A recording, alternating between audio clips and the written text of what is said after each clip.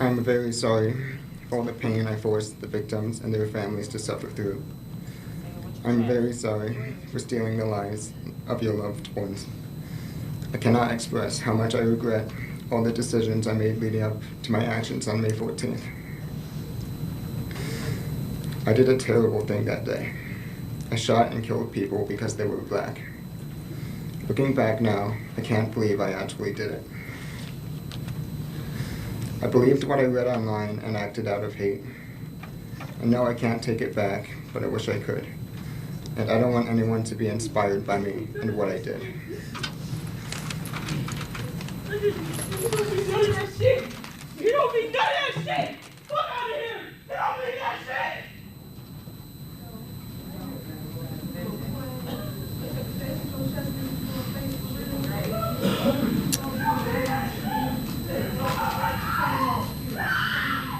Has the defense had an opportunity to review the pre-sentence investigation, and is there any record you wish to make with regard to that? Judge, we have had a chance to review the pre-sentence report, and we have no comment on it at this point. Is there any further comment the defense wishes to make? No, we are ready for sentencing. All right. I would like to thank you all for being here.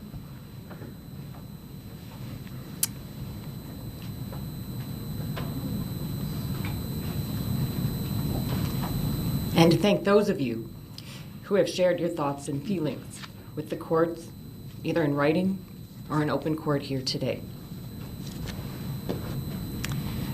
It is very meaningful to me, and I believe that it is important for the defendant and the world to hear what you have to say.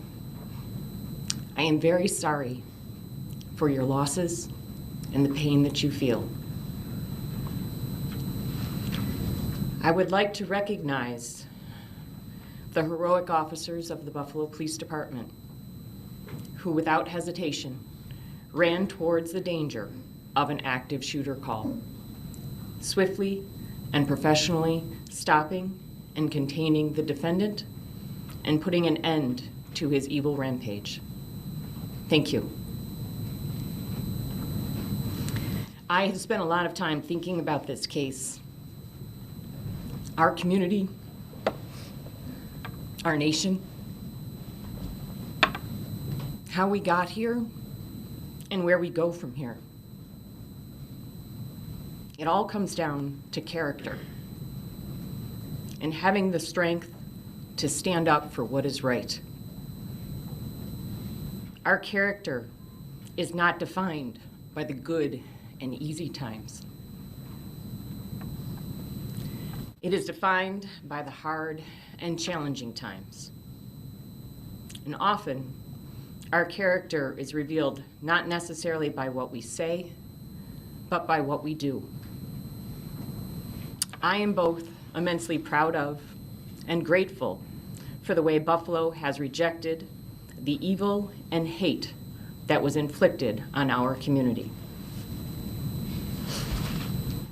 The character of good people throughout this city, county, state, nation, and even internationally has shown through as they have stood with the victims of this heinous and cruel act.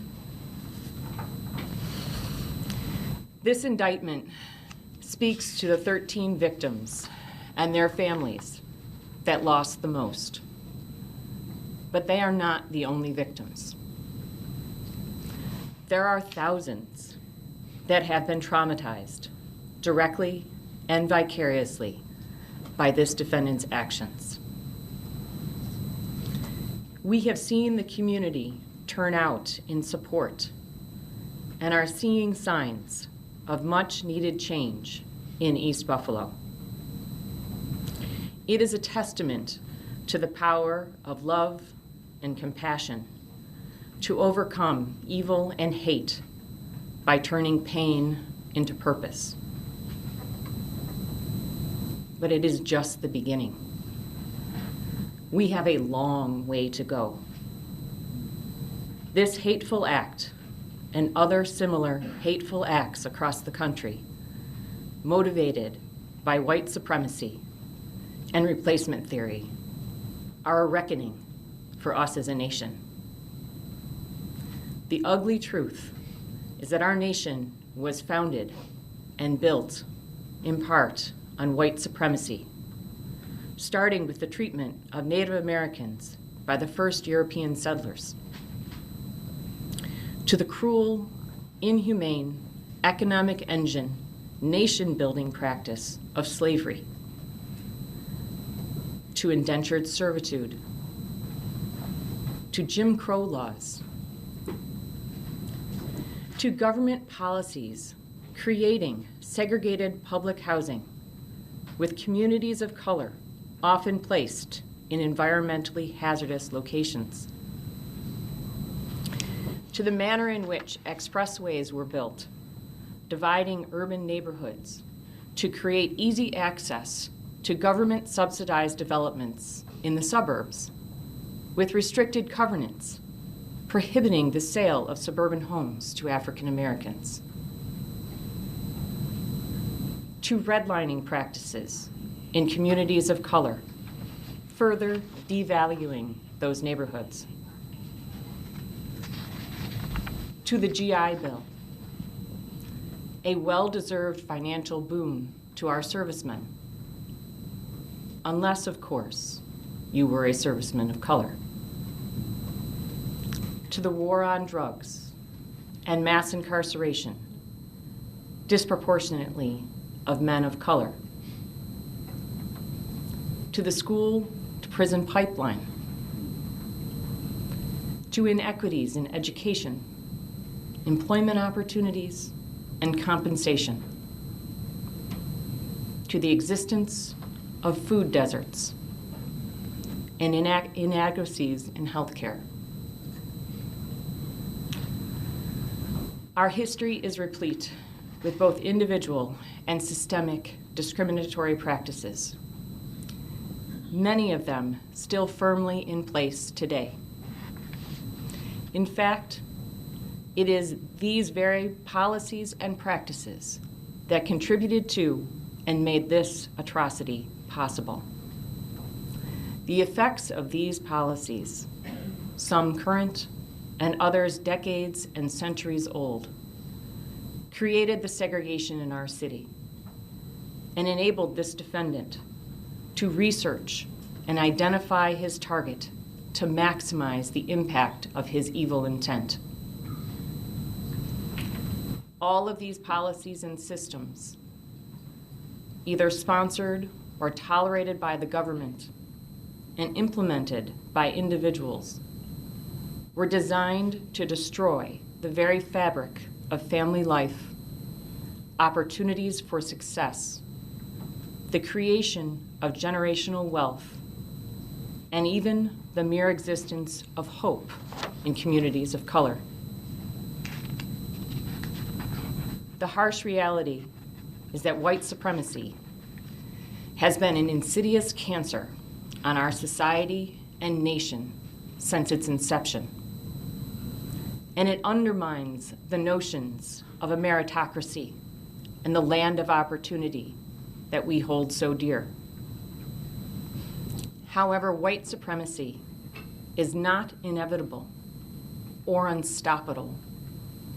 It has been carefully cultivated and nurtured by individuals and the government for centuries. This is the history that we have all inherited. It has been passed down from generation to generation. We must acknowledge that history. See that history for what it is. Recognize it. And learn from it, or we are doomed to repeat it. Let ours be the generation to put a stop to it. We can do better. We must do better. Our own humanity requires it. As an individual, We must call out injustice in our daily lives when we see it. We must reject racism in all of its forms. We must be conscious of the power of our words and actions and the impact they have on those around us, both intended and unintended. We must demand better of our public servants in their efforts to address inequity. And we must embrace government policies aimed at creating and fostering diversity, equity, and inclusion. We must make the outpouring of support, love, and compassion that followed this heinous act an everyday practice. We are stronger together. These are hard and challenging times. Our characters are being tested. The future of our nation is at stake. Are we up to the challenge? I believe that we are. In the words of Poet Laureate Amanda Gorman, there is always light, if only we are brave enough to see it. If only we are brave enough to be it. Mr. Gendron, please stand.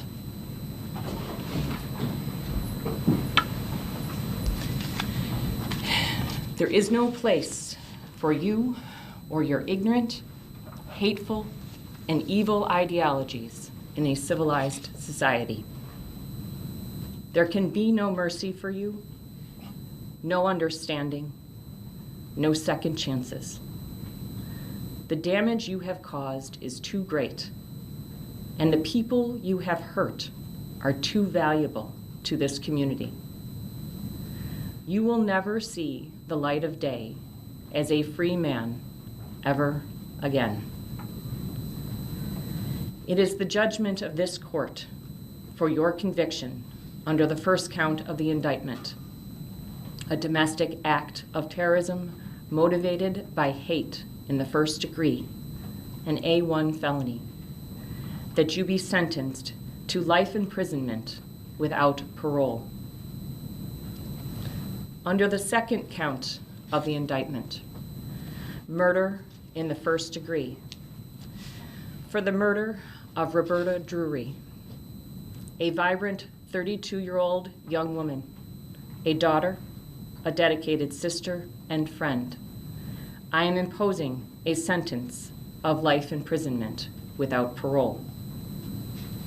Under the third count of the indictment, murder in the first degree, for the murder of 67-year-old Hayward Patterson, a son, father, and friend, known as a faithful, hardworking, generous, well-dressed man, I am imposing a sentence of life imprisonment without parole.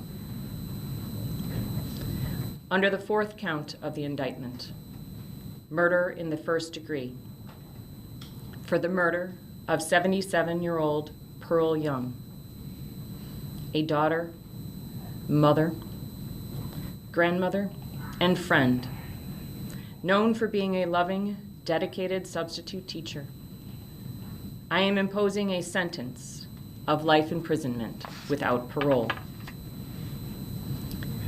Under the fifth count of the indictment, murder in the first degree, for the murder of 86-year-old Ruth Whitfield, a daughter, sister, wife, mother, and grandmother, a dedicated caretaker, an avid fisherwoman, and a valued member of her church community. I am imposing a sentence of life imprisonment without parole. Under the sixth count of the indictment, murder in the first degree, for the murder of Celestine Cheney, a daughter, sister, mother, aunt, grandmother, and friend. A fighter who at 65 had beat cancer and multiple aneurysms. A person who enjoyed life and laughed easily. I am imposing a sentence of life imprisonment without parole. Under the 7th count of the indictment, murder in the first degree, for the murder of Aaron Salter, age 55, a son, brother, husband, and father, a car guy, and a lover of camping, a retired Buffalo police officer, heroic and selfless to the very end. I am imposing a sentence of life imprisonment without parole. Under the 8th count of the indictment, murder in the first degree, for the murder of 53-year-old Andre McNeil, a son, brother, uncle, father, and fiancé, devoted Miami Heat fan, survived by a 3-year-old son. I am imposing a sentence of life imprisonment without parole. Under the 9th count of the indictment, murder in the first degree, for the murder of Margus Morrison, age 52, a son, brother, husband, and father. He loved music and sneakers. I am imposing a sentence of life imprisonment without parole. Under the 10th count of the indictment, murder in the first degree, for the murder of 72-year-old Catherine Massey, Cat, a daughter, sister, aunt, and friend, an activist known for her sincerity, thoughtfulness, and honesty. I am imposing a sentence of life imprisonment without parole. Under the 11th count of the indictment, murder in the first degree, for the murder of Geraldine Talley, age 62, a daughter, mother, and aunt, the life of the party, and a top-notch baker.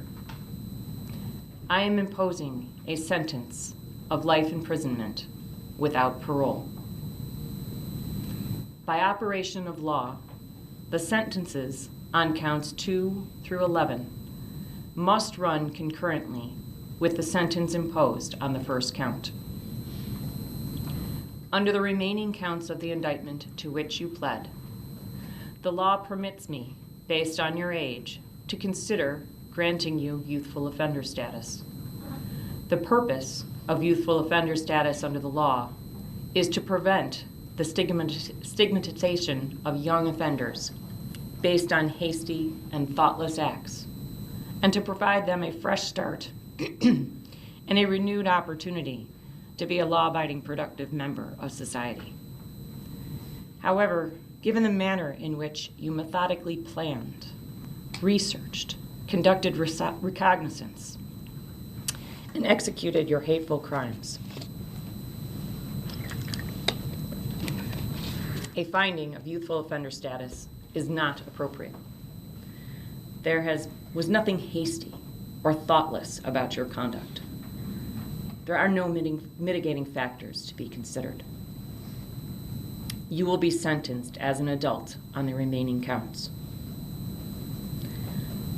Under the 22nd count of the indictment, attempted murder in the first degree, for the attempted murder of 20-year-old Zaire Goodman, a beloved son, a hardworking young man of character. I am imposing the maximum determinate sentence of 25 years, followed by 5 years of post-release supervision.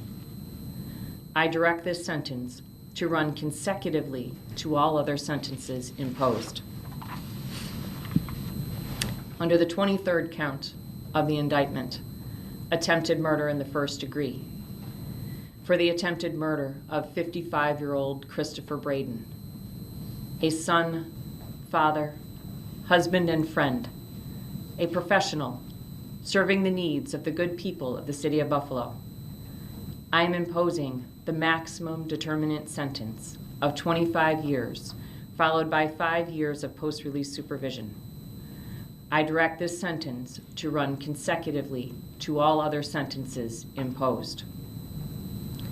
Under the 24th count of the indictment, attempted murder in the first degree for the attempted murder of Jennifer Warrington, age 50, daughter, mother, wife, friend, a professional serving the needs of the good people of the city of Buffalo.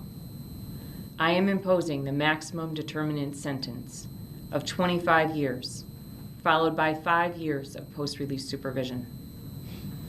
I direct this sentence to run consecutively to all other sentences imposed. Under the 25th count of the indictment, criminal possession of a weapon in the second degree, I am imposing the maximum determinate sentence of 15 years, followed by 5 years of post-release supervision. I direct this sentence to run consecutively to all other sentences imposed. I am assessing the mandatory surcharge of $300, the crime victim assistance fee of $25, and a DNA fee of $50. You have 30 days to appeal the sentence of this court. This concludes these proceedings, and the court will stand in recess.